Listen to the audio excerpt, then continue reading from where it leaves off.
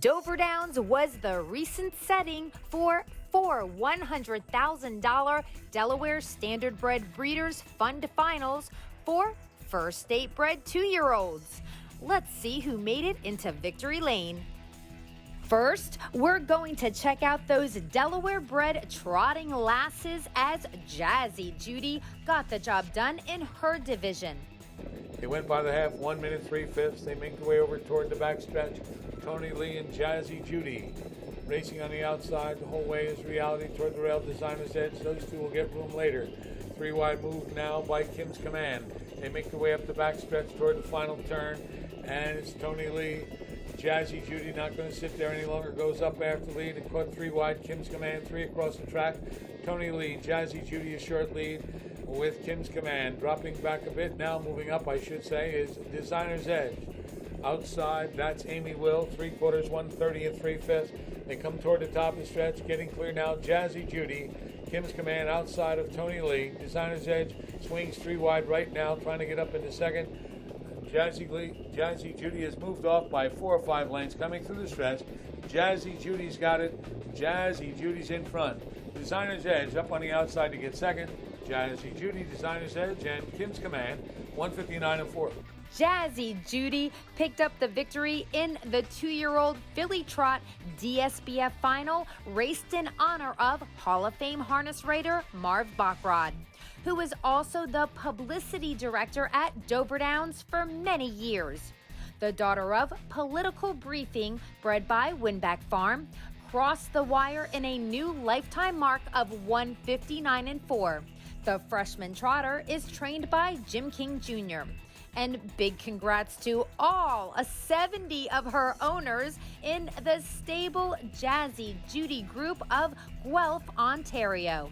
We caught up with driver Anthony McDonald, who is the manager of this owners group and who came down from Canada to be part of this big win.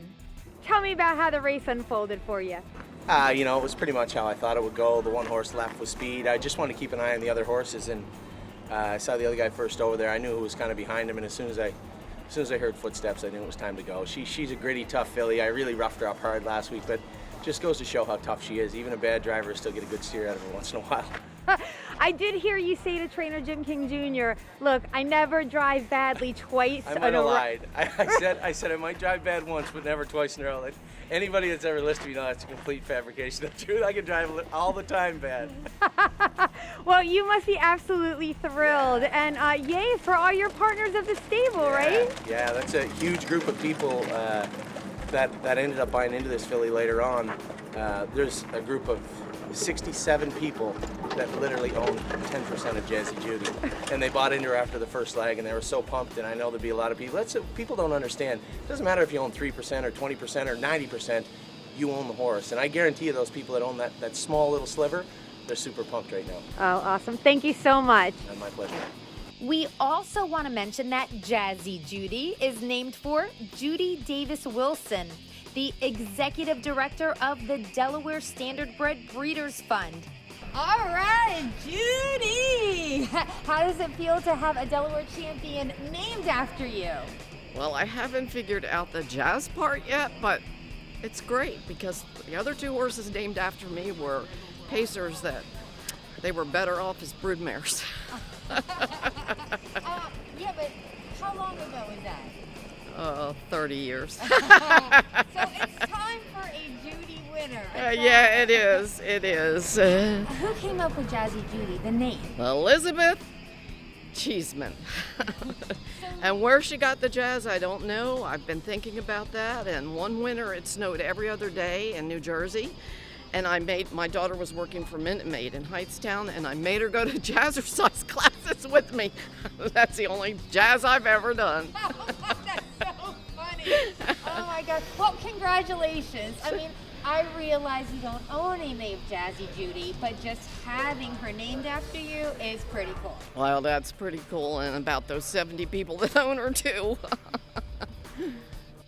Now, let's see more trotting action as the 2-year-old males entered the spotlight in their rich final, as we saw Big Al M cross the finish line first. 59 3/5 for Big Al M. Takes the field up the backstretch with a 2-length lead. Malachi's Test races in second, 3 more to Some of My Good Time. Roll On coming to the outside, followed by Blue Devil. Then there's a gap back, Bluestone Jackson. They continue up the backstretch. Big Al M widens down 2.5 lengths, almost 3. Malachi's Test, the closest pursuer. Roll On trying to get up into third. Some of My Good Time back to fourth. 3/4, 128 2/5. They're midway on the final turn. Big Al M, a 3-length leader. Malachi's Test is there. Back into third comes Some of My Good Time. Roll On back to fourth. Down inside Blue Devil. They're at the top of the stretch now, and Big Al M. Big Al M's got a big lead as they straighten away. Big Al M by 3 lengths coming through the stretch. Big Al M. Bobby Myers. This one's for you, Bobby, along with Boo and Gloria. Big Al M, 58-4. Big Al M, named for local Smyrna farmer Al Moore, was victorious in wire-to-wire fashion in his $100,000 Delaware Standardbred Breeders Fund final for 2-year-old Colt and Gelding Trotters. The son of Anders Bluestone, bred and owned by Bobby Myers of Greenwood, Delaware, reached the finish line first in 1:58.4. In the driver's seat was Eddie Davis Jr., who was in control of the lines for his son, trainer Eric Davis. By the way, in the fall, Big Al M won the big DSBF final at Harrington Raceway as well. Next up, we'll check out the winner of the Colt and Gelding final for pacing 2-year-olds. And it was a bombs away winner as Downtown Show took this event. They went by the half, 55 2/5 on their way over toward the back stretch. Hard Use Enrico's got the lead. Back in second, Z's Dream, followed by Marvelous Winner. Subban is fourth. Downtown Show comes to the outside. That'll get out Subban from fourth. And then there's a big gap back, just floating with you, trying to get by Mr. Ramsey. 3 wide from last is Mr. Overbite. Field goes toward the final turn. Enrico, a 1.5 length leader. Here comes Subban up on the outside into second. Back to third is Z's Dream. Underway, Downtown Show into fourth. Back to fifth, Marvelous Winner, 3/4 in 1:24 4/5. They come over toward the top of the stretch now, and from the outside, Subban has gone up and gotten the lead. Downtown Show follows up into second. They're at the top of the stretch. Downtown Show after Subban, they straighten away. Downtown Show on the outside, Subban toward the rail. Subban with a short lead, but Downtown Show goes by. Downtown Show blows up the board. Subban and Z's Dream, 1:54. Downtown Show put on a show for the betting public by coming from off the pace to win at odds of 59-1. This $100,000 Delaware Standardbred Breeders Fund final for 2-year-old Colt and Gelding Pacers was raced in honor of longtime First State horseman and Delaware Standardbred Owners Association Director Bobby Kinsey.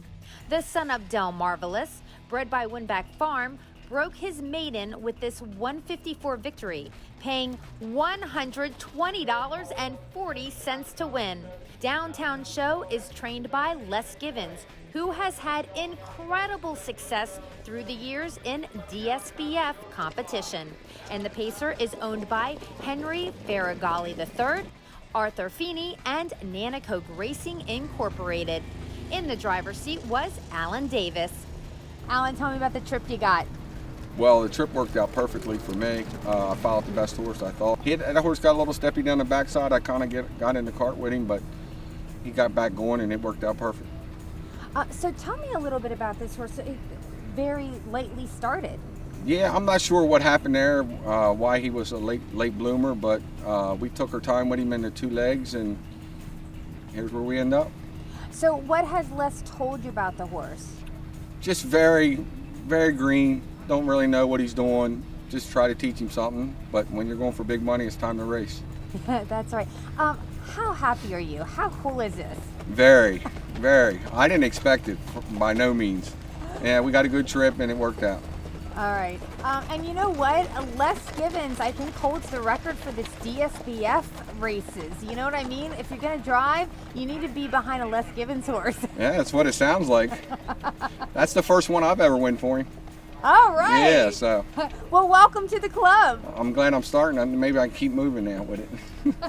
Awesome. Finally, let's see our young pacing fillies compete in their Delaware Standardbred Breeders Fund final as we saw Littlebagoftricks cross the wire first. They went by the half, 56 3/5. Cinder's Baby is out of it from the start. They head up the back stretch on the way toward 3/4. Leading the way is Stealing Bases. Littlebagoftricks races up on the outside. Del Marvelous Design back to third. Rux Rose tries to follow outside toward the rail. Hey Hey DeBay will need some racing room, may get it on the turn. They go into that final turn. They go by 3/4 in 124 3/5. They're midway on that final turn. Two horses right together. Littlebagoftricks on the outside, Stealing Bases. Hey Hey DeBay got loose and is moving up into third and gaining on the top two, and they're at the top of the stretch. Littlebagoftricks with a short lead. Stealing Bases. Hey Hey DeBay following on the outside, coming through the stretch. Littlebagoftricks. Now Hey Hey DeBay comes to the outside, but Littlebagoftricks is too much. Littlebagoftricks, Hey Hey DeBay, and Stealing Bases, 152 4. Littlebagoftricks made a brave first up move and paced on to win by 2 lengths for trainer Josh Green, who also co-owns her with Charles Cochran III and Richard Lombardo.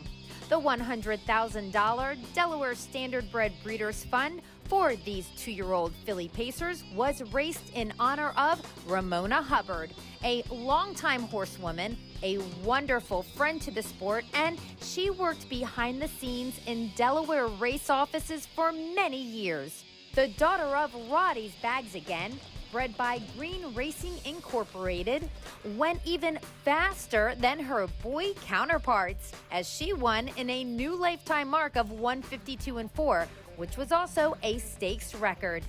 Russell Foster was the winning driver for this huge event.